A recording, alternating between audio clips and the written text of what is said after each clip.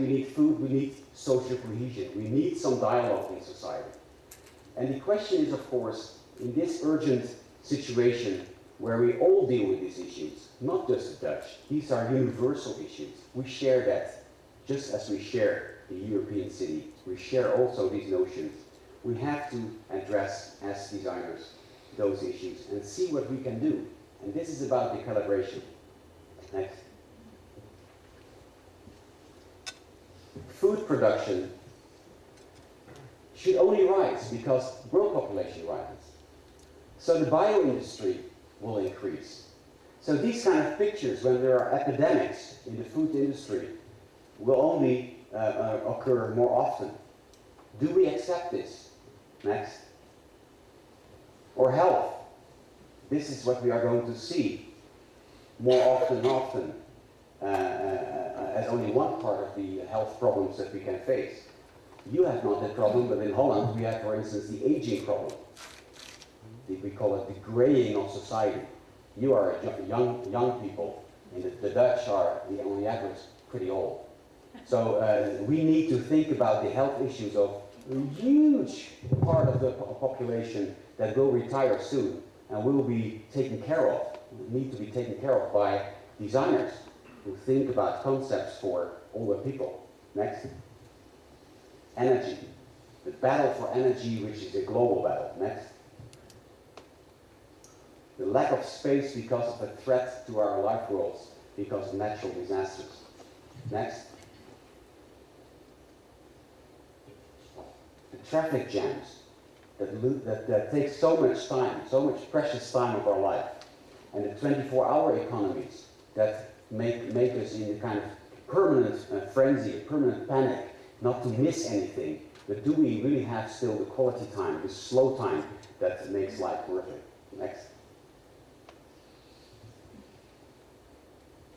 Here you see the signs of a society which starts to polarize, which starts to become hostile to other groups, and what the spatial implications are of that. Next.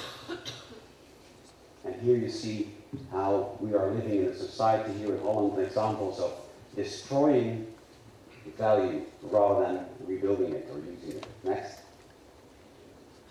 So what is an architecture of consequence? What is an architecture that really confronts those issues? Not just mitigates, not just adapts to it, but really confronts those issues. Really takes its responsibility as a discipline and say, hey, we are not just a facilitatory service to clients. We are not just a kind of technique or a kind of accommodation of needs that other people define. No, what can the discipline of architecture do actually to confront those issues and to come up with completely new topologies that help us to make our life in the next 2-3 decades really beautiful? Next. Where we need it, architecture has a chance. In Holland, this is a big issue. Maybe you don't know it, but in our country, 50%, 50% of the architects in the last 2 years were fired from their offices. Layoffs to such a dramatic degree that people start to wonder, how can one single profession become such a victim of the economical crisis? This cannot be just a dip in the economy. There must be this must be a signal that architecture apparently has been marginalized so much that they can be reduced from the building industry by 50%. So that must mean something. If you look at the 7 big challenges, the major issues of our time, you cannot think that way any longer. You cannot think we don't need architecture. We do need architecture to solve those issues. Maybe the clients do not know it yet. Maybe society hasn't identified architecture yet to help them solve those issues. But we know, because we are inside that profession. Actually, how many architects are in the room? Or student architects? More or less 50%? And how many clients are in the room? I know there are a few. Yeah. Maybe that's the real problem, right? That we know so well within architecture that we are very necessary. that people need us, but that clients apparently do not see as yet the qualities that architecture represent.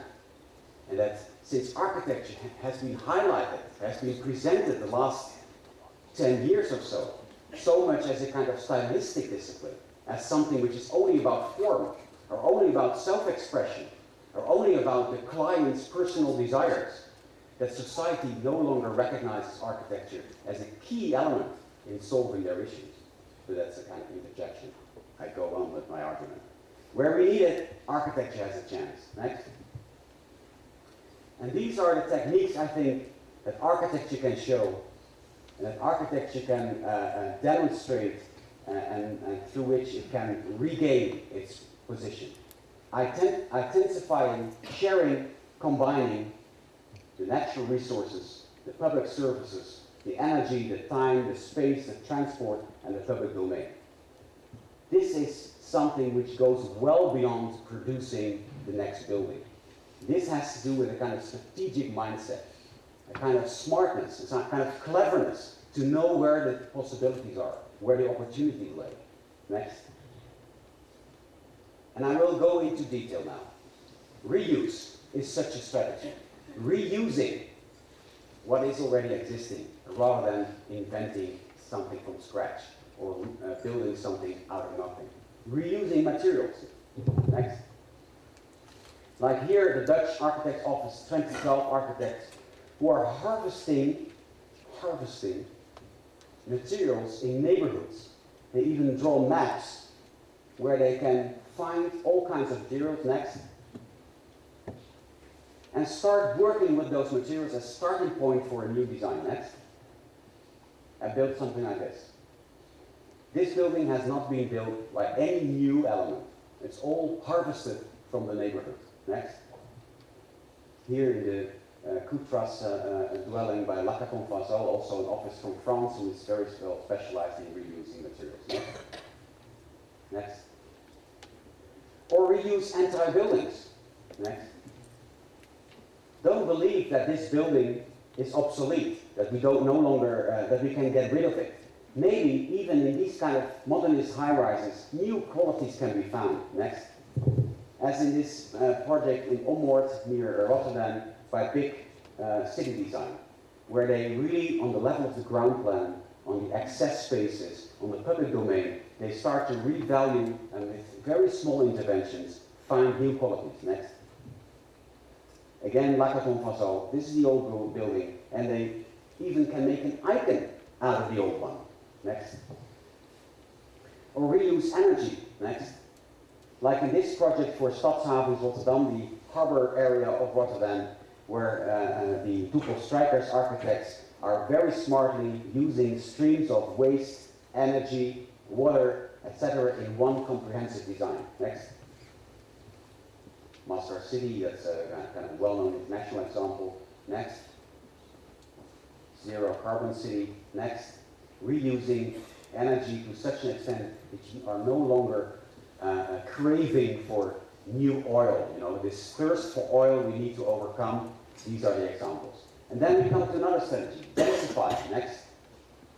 Like here in the project by 2x4 architects, where they have found these kind of work spheres, these kind of office spaces, and they